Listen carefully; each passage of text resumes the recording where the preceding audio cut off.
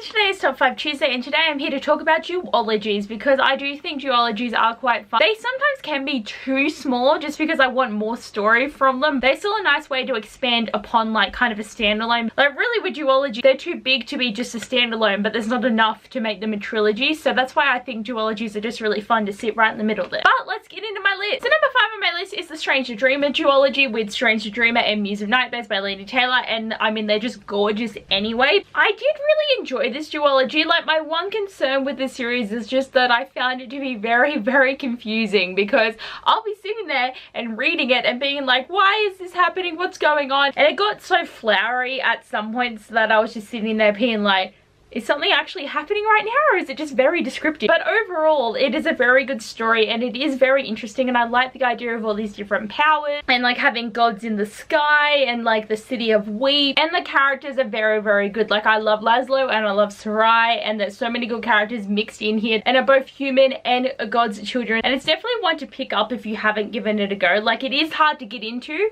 but it is so worth the read. Number 4 on my list is Abbeyleec by Sarah Holland, and I've only read the first one in this duology. Like I probably should have done this list with completed duologies, but I've put 2 on here that I've only read the first one. I just know that I'm gonna love them when I read the second book. Abbeyleec just had such an interesting concept and I really enjoyed it. And this was a book where I was trying to figure out who was who and what was going on and like who was the evil characters. And I just got so excited when I reached the end, and now the sequel is out at the moment, but it's too expensive and I don't have enough money in my TBR jar to even contemplate buying this like soon. Like I do want to buy it soon because a buddy read this one and my friends want a buddy read the second one, but I have to keep saying no, sorry, I don't have the book yet. But I am definitely excited to see where the story is going to go, and if it disappoints me I'm going to be so mad that I put it on this list. And Grace and Fury by Tracy Banghart is the other one that I've only read the first book. I was blown away by how much I actually ended up loving this book. I read it for the Biblio Squad book club and I was kind of like yeah whatever, but then it hit me with how amazing it is. I love Serena and Nomi as characters, and it just had such an interesting plot and idea, and it's one that I definitely recommend people giving a go. And I just love the idea of women just being boss in this story, and they don't take no shit from no men really. Like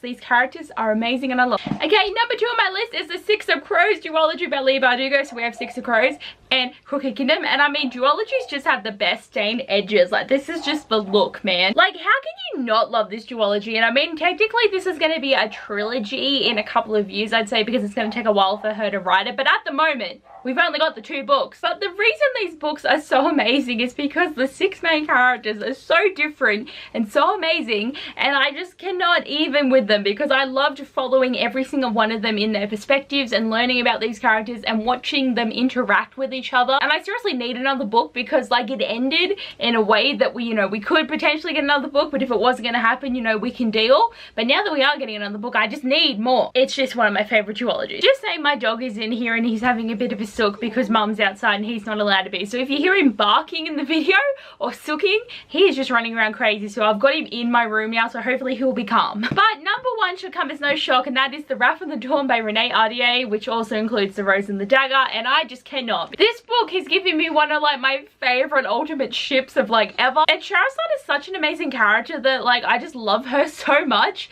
and her journey through the series, and like Harlot's journey as well, because I love having this idea of marrying someone and then finding out so much more about them, and it's an arranged marriage, and we feel like we don't get that many arranged marriages, and they're either going to end up being in love or they're going to end up being a horrible person that you married. But I just, I love these characters, I love this story, and I don't know if I'm going to read a duology that's ever going to top this because it's just amazing and I'm never going to not think it's amazing. But anyway guys, thanks for watching this video. I hope you enjoyed and I'll see you guys next time. Bye!